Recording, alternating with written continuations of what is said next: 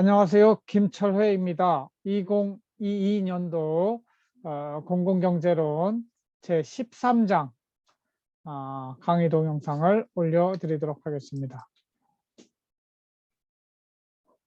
13장부터는 강의안을 두 개로 나누지 않고 합쳐서 한 번에 강의를 하도록 하겠습니다. 지금 수업도 막판에 몰려있기 때문에 각 그 장마다 1시간 다 할 수밖에 없는 상황이기 때문에 그렇게 이해하시고 13장, 14장, 15장은 한 강의로 찍는다 하는 걸 이해해 주시면 감사하겠습니다.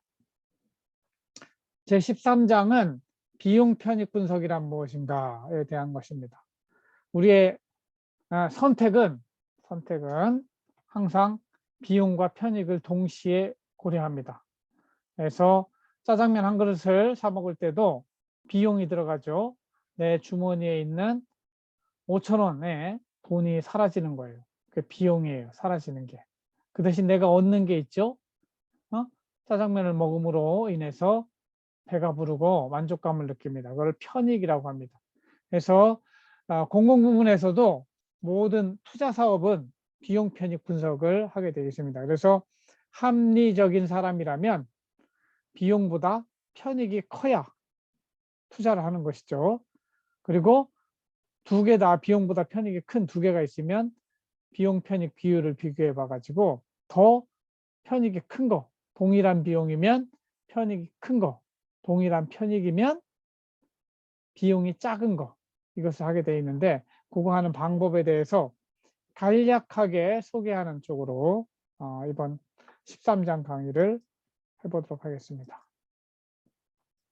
첫 번째, 비용 편익 분석이란 Cost Benefit Analysis라고 합니다. 여러 정책 대안 가운데 목표 달성에 가장 효과적인 대안을 찾기 위해 각 대안이 초래할 비용과 편익을 비교 분석하는 기법을 말한다. 그래서 비용과 편익을 비교해 봐 가지고 그 비율이 더 큰 것을 선택하는 방법을 비용 편익 분석이라고 한다. 어떤 프로젝트와 관련된 비용과 편익들을 모두 금전적 가치로 환산한 다음 이 결과를 토대로 프로젝트의 소망성을 평가하는 방법을 말한다. 각 대안의 비교에는 비용 편익 비율, 순현재 가치, 내부 수익률 등의 기준이 적용된다 하는 것이죠. 영어로는 Cost Benefit Analysis. Cost Benefit Analysis is an economic evaluation technique that measures all the positive and negative consequences of an intervention or program in monetary terms. 화폐 가치로 따지는 거예요. 얼마짜리냐, 비용은 얼마, 편익은 얼마. 그냥 감정적으로 좋아, 이게 아니고 얼마짜리 이렇게 해서 코스트 베네핏을 따져봄으로 인해서 어떤 것이 더 바람직한 것이냐, 그것이 소망성이라고 하죠. 그것을 따져보는 평가 기술을 말한다. 여러분들이 숫자에 약할 수 있는 이게 엑셀 표예요. 맨 위에는 year, 투자한 지 당해 년도, 1년 지난 다음에 2해 지난 다음에 세 번째, 네 번째, 다섯 번째가 있으면 코스트와 베네핏이 있습니다. 그래서 베네핏은 1년 뒤에 20만 불, 25만 불, 31만 불 이렇게 발생하는 것이고, 코스트는 여기에 나옵니다. upfront라고 하는 거는 맨 처음 시작할 때 건물도 사야 되고 시설도 구비해야 되고 이거를 upfront라고 하면 돼요. 그리고 매 년마다 들어가는 운영 비용이 ongoing 2만 9천 불씩 들어가죠. 초기 비용 요거는 7만 5,200불 들어가고 토탈 코스트가 여기 쭉 나옵니다. 그런데 여러분들이 여기서 생각해야 될 거는 올해에 100만 원하고 내년에 100만 원하고 같을 것이냐 하는 것이죠. 올해에 100만 원은 이자율이 10%라고 그러면 내년에는 110만 원이 돼요. 그 이야기는 내년에 110만 원이 올해 현재의 100만 원이라는 뜻이에요. 그래서 이 올해가 아닌 몇 년 뒤에 발생하는 것들, 이거 5년 뒤에 100만 원하고 지금 100만 원하고 같겠어요? 지금 100만 원이 이자율 10%라고 하면 5년 뒤에는 150만 원이 되는데 150만 원 더 돼요. 복리로 따지면. 그러니까 이 미래에 있는 돈을 현재에 예를 들면 5년 뒤에 150만 원이 현재로 100만 원이 되는 거죠. 그래서 잠깐만요. 지금 배터리가 없다고 떴기 때문에 배터리 충전하고 이어가겠습니다.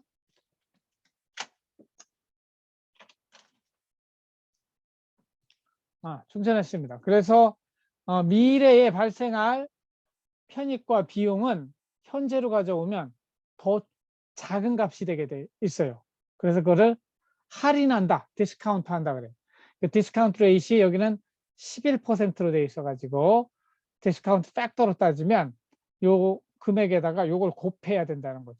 그러니까 5년 뒤에는 45%밖에 안 되는 거예요.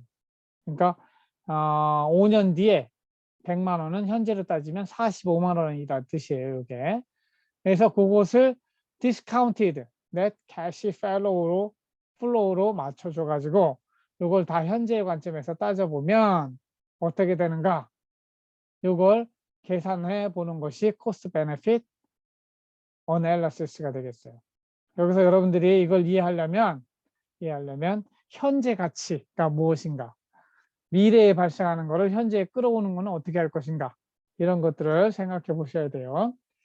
나의 인생에 대해서도 비용 편익 분석을 해볼 수가 있습니다. 우리의 선택은 항상 편익과 비용을 동시에 수반합니다.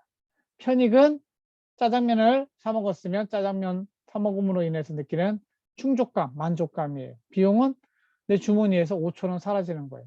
그 5천 원이 사라진다는 얘기는 그 돈으로 딴 걸 못해요, 더 이상. 그렇죠? 딴 거 하는 거는 포기한 거죠. 그래서 포기한 비용, 기회비용이라고 하고 이걸 따져보는 거죠.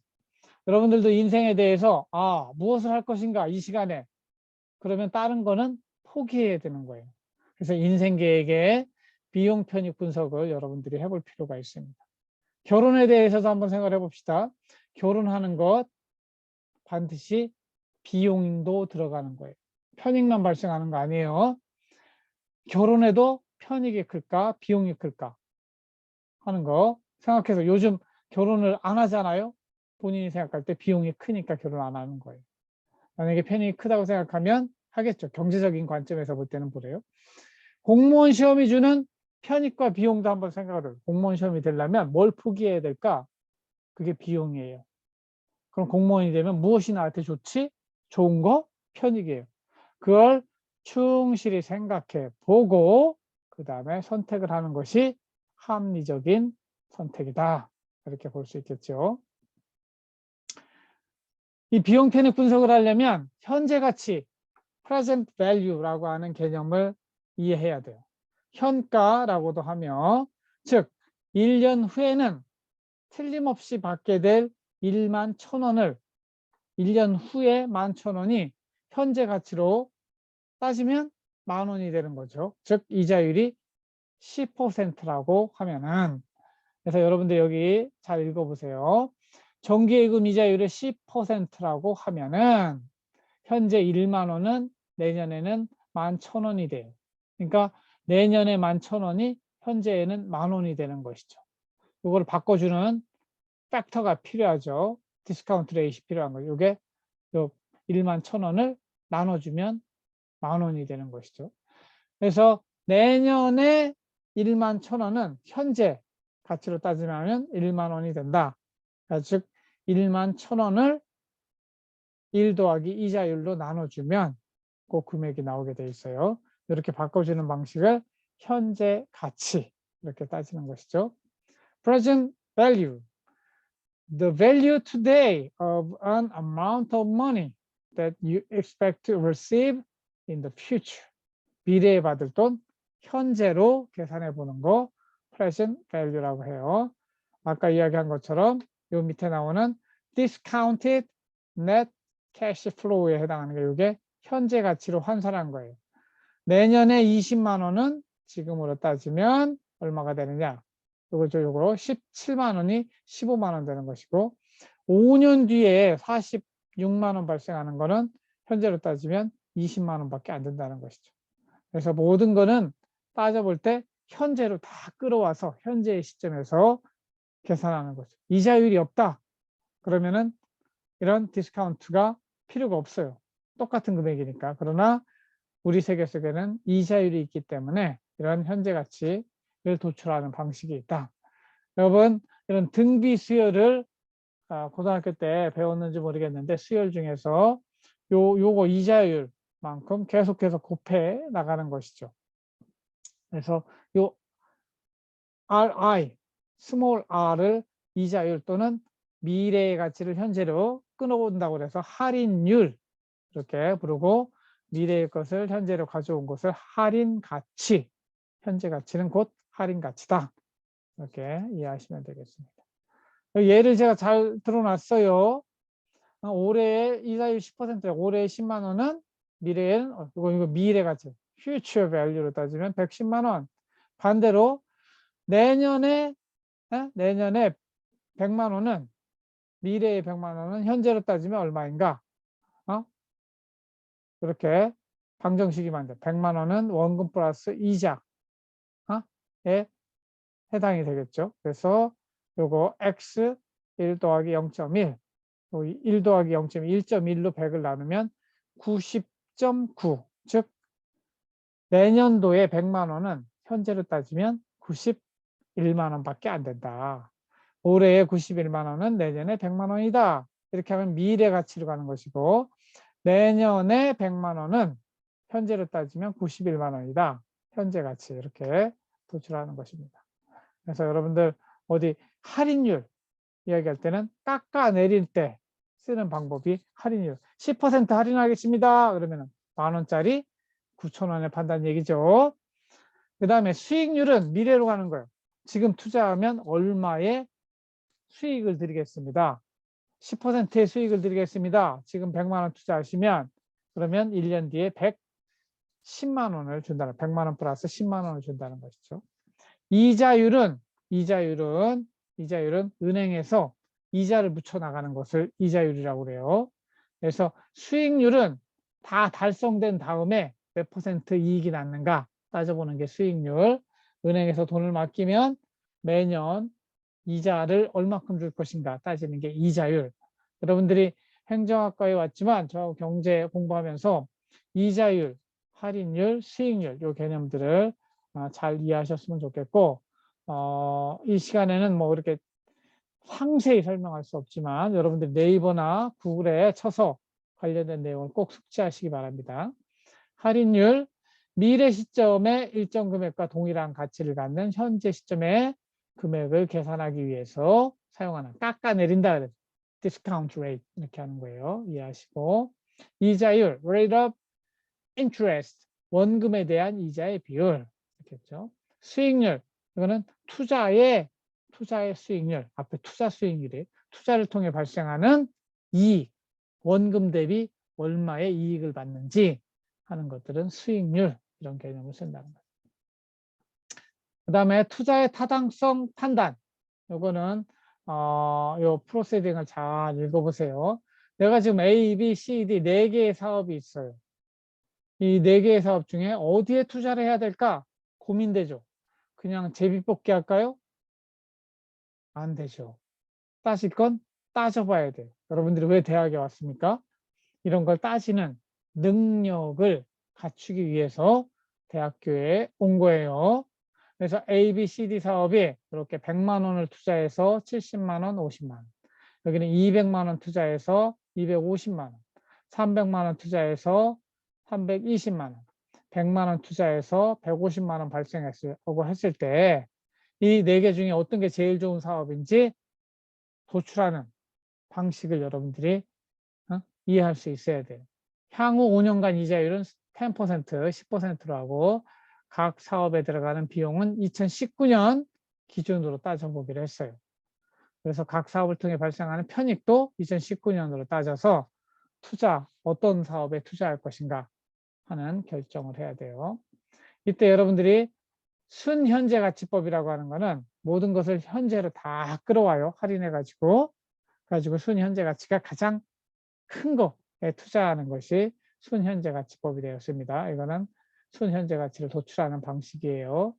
그래서 순현재 가치라고 하는 거는 비용 빼기 편익 빼기 비용이에요. 편익 빼기 비용이 0보다 크면 이익이 나는 거니까 손해는 보지 않은 거니까 투자해도 돼요. 그럼 어떤 걸 먼저 투자하느냐? 다 NPV가 0보다 크면 그중에서 NPV가 큰 거일수록 좋은 대안이 된다는 것이 순현재 가치법이 되겠습니다. 가장 많이 쓰이는 비용 편익 분석 방법은 역시 비용 편익 비율 방법입니다. Benefit Cost Ratio라고 그래요. BC 레이쇼 이렇게 부르는데 이 사업을 할 것인가 말 것인가 다른 사업에 비해서 이 사업이 얼마나 더 효율적인가 따져볼 때 BC 레이쇼. 그래서 수익의 현재 가치, 비용의 현재 가치를 나눠보는 거예요. 아까는 뺐잖아요. 빼본 건데 편익에서 비용을 뺀 게 NPV고 이거는 편익을 비용으로 나누는 게 비용 편익 비율이 되겠어요. 그래서 코스트, 비용의 모든 가치, 현재 가치, 베네핏의 모든 가치를 나누는 거예요.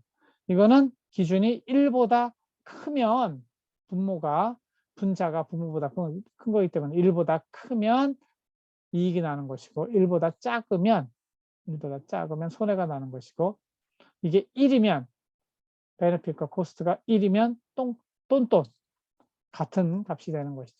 그래서 BCR이 1보다 크면 손해는 보지 않는다 하는 것이고 다수의 대안이 붙었을 때 어떤 게 더 좋은 거냐? BCR이 더 클수록 좋은 대안이 되는 것입니다. 그다음에 내부 수익률, internal rate of return. 이거는 뭐냐면 사실은 여러분들이 나중에 공공재정 분석 이런 시간에 이걸 엑셀 가지고도 해보고 그럴 텐데 내부 수익률이라고 하는 거는 현재 가치를 0이 되게 하는 현재 가치가 0이 되게 하는 그 할인율을 도출하는 방식이에요. 이거는 이 방정식으로 해져 가지고 요 현재 NPV죠. 현재 가치를 다 따졌을 때 이게 제로가 되는 그 R, 스몰 r의 값을 찾아내요. 그래서 그거를 IRR, 그래서 Internal Rate of Return 뭐 이렇게 이야기를 합니다. 그래서 이 IRR은 여러분들 지금 이해하기는 어렵지만 제가 대면 수업 시간에 좀 더 설명을 할 수 있으면 좋겠는데 이 IRR이 시장 수익률보다 크면 이거는 은행에 예금하는 것보다 이게 낫다. 이 사업이 좋다는 뜻이고 다수의 대안 중에서 IRR이 크면 클수록 더 수익률이 높은 사업이니까 더 좋은 대안이 되겠습니다. 그래서 이거는 엑셀을 가지고 한번 실제 계산을 해본 거예요. 이거는 그냥 있는 미래 가치를 다 보여줬는데 이걸 현재 가치로 할인한 값은 이렇게 2009년 기준으로 70은 64로 50은 41로 해서 이 두 개 합치면 105가 됩니다. 그래서 이거는 현재 가치로 순현재 가치로 따지면 요거에서 빼는 거니까 5가 되고 비용 편익 비율은 1.05, 내부 수익률은 8.0 이렇게 나옵니다. B사업에 대해서는 순현재 가치 7, 비용 편익 비율 1.03, 내부 수익률 12% 이렇게 나오게 되고요. C사업의 경우에는 순현재 가치 마이너스예요. 마이너스 9, 비용 편익 비율 1보다 작고 내부 수익률 3% 이렇게 나옵니다. D사업은 순현재 가치 13, 비용 편익 비율 1.13, 내부 수익률 14 이런 분석이 나옵니다. 이런 거 할 줄 아는 게 비용 편익 분석할 수 있는 능력을 여러분들이 가져야 되는데 1학년 때는 여기까지 다 하기 어렵고 맛보기만 하시고 나중에 3, 4학년 때 공공재정 분석 수업 들을 때 이걸 자세히 한번 실험해 보시기 바랍니다. 그래서 ABCD 사업 아까 그냥 몇 년 투자해서 얼마 나오고 몇 년 투자 이것만 나왔잖아요. 근데 여기 이제 기준을 만들어내는 겁니다. NPV로 볼 때는 얘가 제일 크죠. BCR로 볼 때도 얘가 제일 1보다 크고 이 C사업은 아예 하면 안 되는 사업이에요. 마이너스 사업이니까. IRR로 보더라도 여기가 가장 커요. 그러니까 A, B, C, D 사업 중에 제일 우선순위가 높은 사업은 D사업이다. 그 다음에 높은 사업은 여기 BCR로 따지면 A 사업, 그리고 순현재 가치로 따지면 B 사업, 외부 수익률로 따져도 B 사업 이렇게 되는 것이죠. 이게 기준에 따라서 우선순위가 달라질 수 있습니다.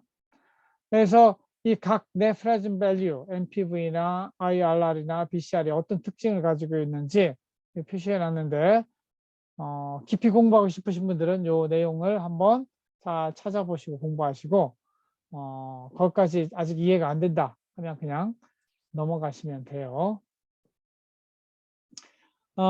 사실은 비용 편익 분석은 민간 기업에서 이 반도체 사업에, 이 자동차 산업에 투자를 할 것인가 말 것인가 결정할 때 회계사들을 통해서 엄격하게 분석하는 방식이에요.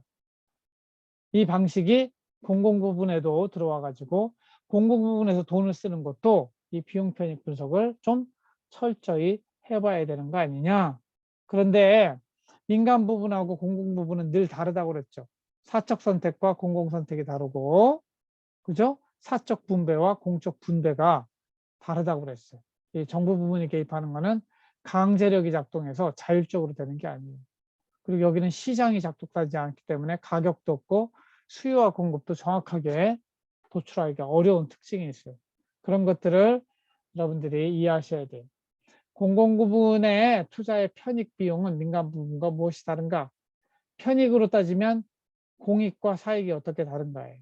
그래서 공익은 외부 효과, 가치제 등이 포함되기 때문에 사회적 가치를 창출해서 민간 부분이 생각하는 이익보다 더 큰 이익을 가져온다. 이렇게 볼 수 있고, 비용도 사적 비용뿐만 아니라 공적 비용에는 환경 오염 등 사회적으로 부담하는 그 비용까지 함께 넣어야 돼요. 그다음에 투자 타당성 판단할 때도 민간 투자는 대부분 내부 수익률 가지고 이렇게 적용을 하는데, 공적 투자에는 사회적 수준의 투자 수익률 또는 할인율을 적용하고 내부 수익률 방법보다는 비용 편익 비율이라고 하는 것을 더 많이 활용하게 돼 있습니다. 이거 영어로 된 거니까 한번 살펴보시고, 그 다음에 이 공공 부분에 적용하는 사회적 할인율, social rate of return이라는 게 뭔가 한번 정의를 보세요. 할인율 가운데 공공사업에 적용하는 할인율을 사회적 할인율이라고 한다. 이에 반해 민간 자본 시장에서 형성된 시장의 이자율, market rate of return을 중심으로 결정되는 할인율을 민간 할인율이라고 하고 있다. 그래서 공공 투자 사업에 대해서는 상대적으로 더 높은 투자 수익률 또는 할인율을 적용하게 된다. 이런 개념이 영어로도 되어 있습니다. 이 부분은 제가 이제 1학년 과목으로는 조금 어려운 내용들이 있기 때문에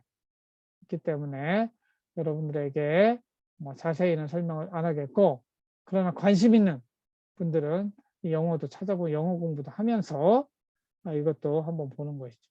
이 밑에 나오는 R selection, K selection 이런 것들을 여러분들이 상식으로 알아야 되는데, 이게 뭐 R selection이라고 하는 거는 생태계에서 식물들이 작은 힘이 없는 동물들은 숫자를 많이 낳아요. 물고기들 알을 엄청 많이 낳잖아요. 그죠? 남의 먹이가 되더라도 조금만 남아가지고 살아남아도 될 수 있도록 R 셀렉션을 하고, 사자, 인간 이런 상위 종족들은 K 셀렉션이라고 해가지고 똘똘한 하나 적게 낳고 똘똘하게 키우는 그런 방식으로 번식을 한다는 것이죠. 하여튼 그런 생물학적 개념에서 가져온 개념이 R selection, K selection이다. 일단 제가 생각할 때 여러분들이 여기까지 이해를 하면 좋겠지만 제가 거기까지 기대는 하지 않아요. 그러나 여러분들 중에 여기까지 관심 있고 그러신 분들은 수업 시간에 질문을 하시면 제가 설명을 해드릴게요. 그 다음에 공공 부분 투자 분석을 할 때, 비용 편익 분석을 할 때 시장에서 거래되지 않는 이런 것들을 어떻게 또 평가를 해야 된단 말이죠. 그러니까 시장에서 거래되는 것들은 시장 가격 보면 딱 우리 결정할 때 가격 보고 하잖아요. 근데 공공부문 투자는 이게 얼마가 나올지 쉽게 편익을 추정할 수가 없어요. 옛날 4대강 사업 16개의 보를 설치하는데 이게 어떤 편익을 가져올지 정확하게 측정해내기가 어려운 것이죠. 특히 생명의 가치, 환경의 가치 이런 것들 시장에서 거래되지 않는 것들에 뭐 돈으로 따져야 되는데 돈으로 따지는 게 쉽지 않다는 것이죠. 그렇지만 생명보험사들은 생명의 가치도 나름대로 도출해내고 있어요. 그래서 오래 살 사람은 생명의 가치가 커요. 금방 죽을 사람은 생명의 가치가 작아요. 그걸 또 이제 보험을 든다고 그랬을 때 빨리 죽을 사람은 보험료를 많이 내게 만들죠. 늦게 죽을 사람은 보험료를 적게, 길게 내게 만드는 것이죠. 아파트 값도 할 때 동일한 재료비가 들었지만 1층 아파트와 저 20층 아파트는 가격 차이가 많이 나죠. 왜냐하면 20층에 올라가면 강도 보이고 산도 보이고 이거를 조망권이라고 하는데 요즘 뭐 습세권 이런 말도 있고 그렇지만 그런 가격 차이가 나게 돼 있죠. 이런 것들을 어떻게 계산해 내야 될 것인가 이런 문제들이 있습니다. 그래서 이 방법에는 이제 영어로 따지면 non-market valuation에 들어가요. market valuation은 시장 가격을 보면 되고 non-market valuation 비시장 가치 추정하는 거죠. 그래서 이게 현시 선호 이론하고 stated preference 이렇게 나누는데 현시 선호 이론은 hedonic, travel cost. 그러니까 stated preference라니까 이제 이거는 설문조사하는 거예요. contingent 또는 choice modeling 이런 거 방법들이 있는데 이것도 1학년들이 하기에는 그냥 맛보기로 이런 것들이 있다 이런 정도 이해하시고 자세한 내용까지는 여러분들이 모르셔도 됩니다. 그러나 깊이 알고 싶으면 한번 찾아서 공부를 해보세요. 여기서 나오는 theory of revealed preference라고 하는 게 뭐냐면 아까 아파트 가격 도출해냈잖아요. 그럼 7층, 10층은 비싼데 왜 1층은 싸냐? 그 사이에 사람들의 나타난 가격 차이가 있잖아요. 이만큼 환경의 가치가 이거구나. 조망권의 가치라는 게 이거구나. 이렇게 나타났구나. 이렇게 살펴보는 것이 현시 선호 이론이 되겠습니다. 그 다음에 헤도닉 가격 모양이라고 하는 것들도 사실은 쉽지 않은 개념인데 아까 이야기한 것처럼 이 간접적으로 주택이나 직업의 가치가 이렇게 아까 오염도에 따라서도 하고 여기 나온 맨 밑에 나온 전망 좋은 집은 얼마나 더 비싼가? 그게 바로 조망권의 가치고 환경 가치고 이렇게 따져내는 방식을 헤도닉 가격 모형이라고 한다. 하는 거 상식으로만 알고 있습니다. 조건부 가치법이라고 하는 거 이건 설문조사하는 거예요. 여기다 다리 놓는데도 세금 얼마나 낼래? 이거 이용할 사람이 100명인데 100명이 나 10만 원 내고 낼 수 있어. 100명이 10만 원 내면 100만 원 뭐 이렇게 쭉 갈 거 아니에요. 100명이 10만 원을 내면 동그라미 10만 원, 100만 원, 1000만 원. 그렇죠? 100명이 10만 원, 1000만 원짜리다. 이렇게 도출할 수 있는 거예요. 사람들에게 또 얼마를 세금으로 낼 의향이 있느냐. 그걸 따져봄으로 인해서 시장 가격은 없지만 그 다리의 가치, 그 새롭게 공공부문에서 투자하는 것의 가치를 추정하는 방법, 이거를 조건부 가치법이라고 해요. 여기다 willingness to pay, 얼마 낼래? 하는 거 willingness, pay, 돈 낼 의향이 있는 금액을 물어보는 것이죠. 그 다음에 우리나라에는 이러한 비용 편익 분석을 공공투자 사업에 적용하기 위해서 국가재정법에 예비 타당성 제도라고 하는 것을 두고 있어요. 그래서 미리 한번 따져보고 그 다음에 투자를 해라. 그래서 4대강 사업도 이거 하자고 그랬는데 예비 타당성 제도에 예외 조건이 있어요. 국가적으로 긴급한 것이고 정치권이 합의한 것이고 또 뭐 북한하고 관련된 거 이런 것들은 다 빠져나가게 돼 있어요. 그래서 사실은 4대강도 안 했고 지금 저 가덕도에 공항 짓는 것도 몇 조 원이 들어가는데 그것도 정치권이 합의해서 예비타당성 조사를 안 하는 걸로 하고 있는데 저희 같이 경제학을 전공한 사람들 입장에서는 이게 참 안타까운 거죠. 예비타당성 제도를 두고 있는데 즉 500억 이상이 투자되는 사업에 대해서는 반드시 BC 테스트를 하게 돼 있는데 그걸 안 하고 가고 있는 것들은 참 문제입니다. 기획재정부에서 이 제도를 운영하고 있는데 예비 타당성 조사는 국가재정법의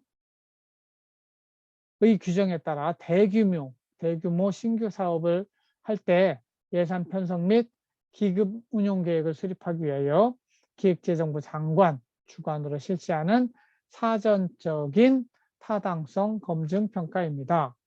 예비 타당성 조사는 대규모 재정 사업의 타당성에 대한 객관적이고 중립적인 조사를 통해 재정 사업의 신규 투자를 우선순위에 입각하여 투명하고 공정하게 함으로써 예산 낭비를 방지하고 재정 운영의 효율성을 기하기 위해서 돌아가고 있는 제도가 예비 타당성 제도고, 이거는 총 사업비가 500억 원 이상이면서 국가재정 지원 규모가 300억 원 이상인 건설사업, 정부화 사업, 국가연구, 개발사업에 대해서 예탈하게 돼 있다.